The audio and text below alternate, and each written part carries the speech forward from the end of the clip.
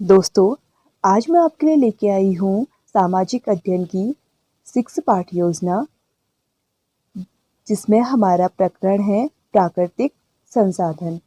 देखते हैं ये पाठ योजना कैसे बनी है। सबसे पहले हम दिनांक डालेंगे। जिस डेट का हम पाठ योजना बना रहे हैं उस दिन की हम यहाँ पे डेट डाल देंगे। विषय सामाजिक अध्ययन और जो हमने उपविषय ले रखा है वो है भूगोल। हमारा प्रकरण है प्राकृतिक संसाधन।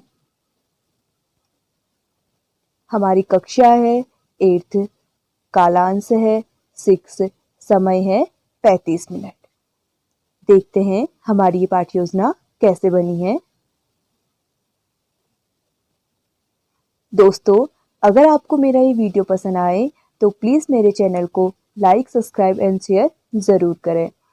आपके लिए ये वीडियो काफ़ी हेल्पफुल होगी लेसन प्लान बनाने के लिए।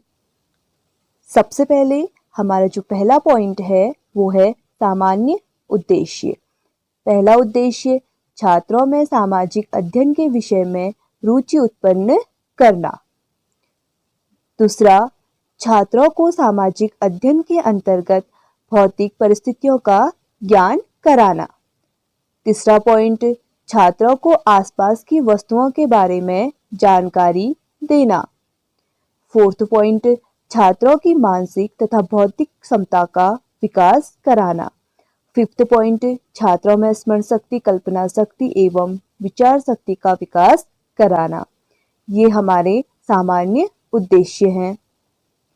अगला जो हमारा पॉइंट है वो है विशिष्ट उद्देश्य।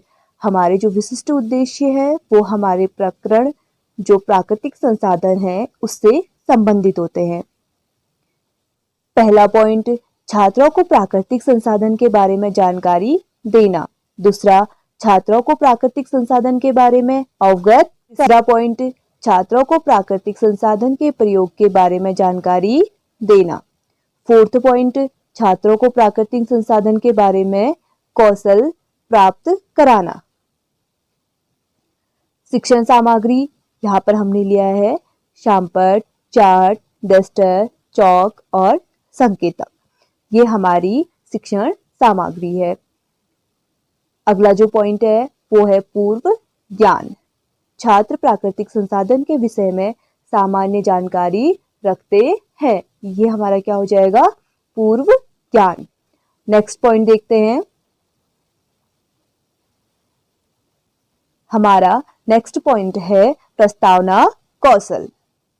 हमारी पाठ्य योजना का ये महत्वपूर्ण पॉइंट होता है। इसमें जो प्रश्न होते हैं वो एक दूसरे से कोरिलेट करते हैं। यहाँ पर हमने 3 कॉलम बनाए हैं। क्रम संख्या, छात्र अध्यापिका क्रियाएं, छात्र छात्र क्रियाएं। पहला प्रश्न, पृथ्वी ग्रह में कौन कौन निवास करते हैं? इसका उत्तर, पृथ्वी ग्रह में जीव जंतु, पशु पक्षी, मानव निवास करते हैं। दूसरा प्रश्न, मानव अपनी आवश्यकता की पूर्ति कहाँ से करता है? उत्तर, मानव अपनी आवश्यकता की पूर्ति प्रकृति से करता है। तीसरा पॉइंट, प्रकृति से हमें क्या प्राप्त होता है? उत्तर, प्रकृति से हमें जल, वायु, वन, मिट्टी आदि प्राप्त होते हैं। चौथा पॉइंट, ये सभी किसके अंतर्गत आते हैं? ये सभी प्राकृतिक संसाधन के अंतर्गत आते हैं। फिफ्थ क्वेश्चन, प्राकृतिक संसाधन के बारे में आप क्या जानते हैं? तो इसमें क्या हो जाएगा उत्तर? समस्यात्मक प्रश्न।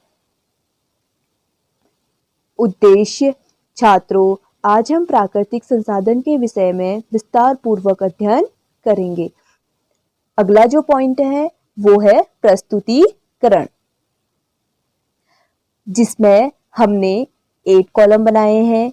पहला कॉलम शिक्षण बिंदु, दूसरा शिक्षण उद्देश्य, तीसरा छात्र अध्यापिका क्रियाएं, फोर्थ छात्र छात्र क्रियाएं, फिफ्थ विधि प्रविधि, 6 सहायक सामग्री, 7 चांपट कार्य और 8 है मूल्यांकन। सबसे पहले हम देखते हैं शिक्षण उद्देश्य में पहला ज्ञान। छात्र प्राकृतिक संसाधन के विषय में ज्ञान प्राप्त कर सकेंगे। अब देखेंगे छात्र अध्यापिका क्रिया में विकासात्मक प्रश्न। यहाँ पर हमने 2 विकासात्मक प्रश्न लिए हैं। पहला, पृथ्वी पर रहने वाले जीवों को जीने के लिए किस चीजों की आवश्यकता होती है? छात्र क्रिया में लिखेंगे उत्तर, पृथ्वी पर जीने के लिए हवा, जल, भोजन की आवश्यकता होती है। अगला प्रश्न, प्राकृतिक संसाधन के बारे में आप क्या जानते हैं? तो इसका जो उत्तर होगा वो होगा अस्पष्ट उत्तर। यहाँ पर हमने विधि प्रविधि जो यूज कर रखी है वो है प्रश्नोत्तर विधि। छात्र अध्यापिका कथन में छात्र अध्यापिका प्राकृतिक संसाधन का चार्ट दिखाते हुए अपनी व्याख्या करेगी। इस पे हम लिखेंगे जो संसाधन हमें सीधे प्रकृति से प्राप्त होते हैं और जिन्हें बिना बदलाव के उपयोग में लाया जाता है वे सभी प्राकृतिक संसाधन कहलाते हैं, जैसे भूमि, जल, वायु, पत्थर, मिट्टी, कोयला, सूर्य का प्रकाश, मिट्टी का तेल, वन आदि। ये सभी प्राकृतिक संसाधन के अंतर्गत आते हैं। संसाधनों का उपयोग करने के लिए औजारों एवं प्रौद्योगिकों की जरूरत होती है। प्राकृतिक संसाधन मानव की आवश्यकता की पूर्ति करते हैं। छात्र क्रिया में लिखेंगे छात्र ध्यानपूर्वक सुनेंगे तथा महत्वपूर्ण बिंदुओं को अपनी उत्तर पुस्तिका पे लिखेंगे। यहाँ पर जो हमने विधि प्रविधि यूज कर रखी है वो है व्याख्यान विधि। सहायक सामग्री, यहाँ पर हमने प्राकृतिक संसाधन का एक लघु चार्ट यहाँ पर हमने लगाया है। अगला देखते हैं। अगला शिक्षण उद्देश्य में लिखेंगे अनुप्रयोग, जिसमें छात्र प्राकृतिक संसाधन के विषय में अन्य लोगों को अवगत करा सकेंगे। ये हमारा शिक्षण उद्देश्य हो जाएगा। यहाँ पर हमने 2 विकासात्मक प्रश्न लिए हैं। पहला, प्राकृतिक संसाधन के अंतर्गत क्या आते हैं? इसमें जो उत्तर लिखेंगे प्राकृतिक संसाधन के अंतर्गत जल, वायु, मिट्टी आदि आते हैं। अगला प्रश्न, मृदा के बारे में आप क्या जानते हैं? इसका जो उत्तर होगा वो होगा अस्पष्ट उत्तर। विधि प्रविधि जो यूज कर रखी है वो है प्रश्नोत्तर विधि।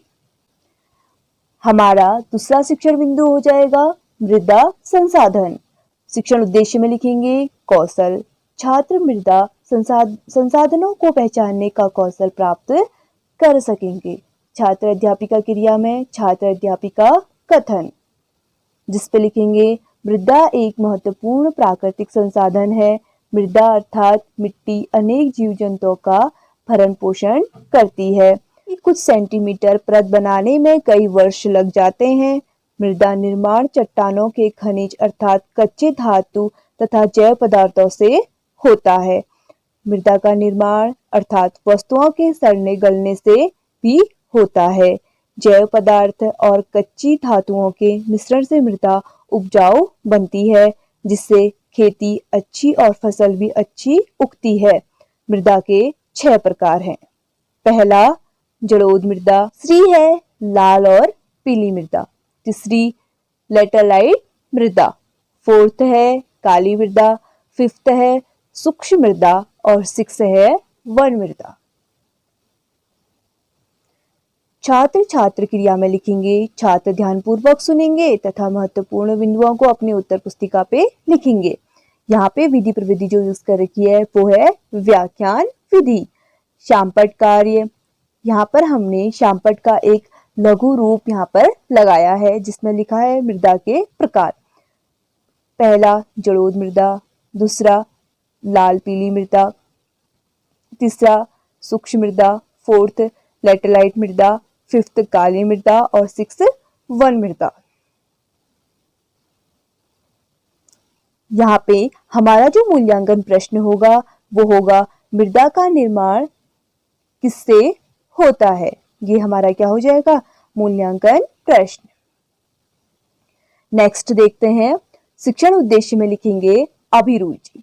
अभिरुचि पे लिखेंगे छात्र मृदा से संबंधित कार्यक्रमों को देखने और सुनने में रुचि ले सकेंगे। ये हमारा क्या हो जाएगा, शिक्षण उद्देश्य। विकासात्मक प्रश्न, यहाँ पर हमने 2 विकासात्मक प्रश्नों को लिया है। पहला, मृदा कितने प्रकार की होती है? उत्तर, मृदा 6 प्रकार की होती है। दूसरा, खनिज संसाधनों के बारे में आप क्या जानते हैं?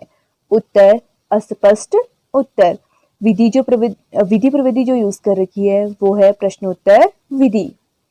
हमारा तीसरा शिक्षण बिंदु है खनिज संसाधन। हमने यहाँ पर 3 शिक्षण बिंदु लिए थे। पहला था प्राकृतिक संसाधन, दूसरा था मृदा संसाधन और जो तीसरा है वो है खनिज संसाधन। इस पे हम लिखेंगे अभिवृत्ति। अभिवृत्ति पे लिखेंगे छात्र खनिज संसाधनों के विषय में वैज्ञानिक दृष्टिकोण विकसित कर सकेंगे। ये हमारा शिक्षण उद्देश्य हो जाएगा। छात्र अध्यापिका कथन, मानव अपने जीवन में खनिज पर निर्भर रहता है। अधिकांश वस्तुएं जो हम इस्तेमाल करते हैं, जैसे सुई से लेकर बड़ी इमारत तक या फिर एक बड़ा जहाज, सभी खनिज से बने हैं। रेलवे लाइन, सड़क के पत्थर, औजार, मशीन सभी खनिज से निर्मित है। खनिज 3 प्रकार के होते हैं, धात्विक, अधात्विक और ऊर्जा खनिज। छात्र छात्र क्रिया में लिखेंगे, छात्र ध्यानपूर्वक सुनेंगे तथा महत्वपूर्ण बिंदुओं को अपने उत्तर पुस्तिका पे लिखेंगे। यहाँ पर हमने विधि प्रविधि जो यूज कर रखी है वो है व्याख्यान विधि, और यहाँ पे हमने श्यामपट्ट वर्क कर रखा है, जिसमें हमने क्या कर रखा है, श्यामपट्ट का एक लघु रूप अपने पाठ योजना पर भी लगाया है, जिसपे हमने लिखा है खनिज 3 प्रकार का है, धात्विक, अधात्विक और ऊर्जा खनिज। अब हमारा जो नेक्स्ट पॉइंट होगा वो है निरीक्षण कार्य। छात्र अध्यापिका छात्रों को श्यामपट्ट कार्य को उतारने को कहेगी तथा छात्र को दिए गए कक्षा कार्य का घूमकर निरीक्षण करेगी। पुनरावृत्ति प्रश्न, अगला जो पॉइंट आएगा वो होगा हमारा पुनरावृत्ति प्रश्न। रिक्त स्थानों की पूर्ति कीजिए। पहला, मृदा ... प्रकार की होती है। दूसरा, खनिज संसाधन ... प्रकार के होते हैं। एक वाक्य में उत्तर दीजिए।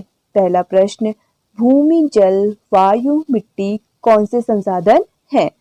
दूसरा प्रश्न, किसके मिश्रण से मृदा उपजाऊ बनती है? अब हमारा जो लास्ट पॉइंट है वो है गृह कार्य। पहला प्रश्न, खनिज हमारे जीवन के लिए कैसे उपयोगी है? दूसरा प्रश्न, मृदा निर्माण की प्रक्रिया के बारे में बताइए।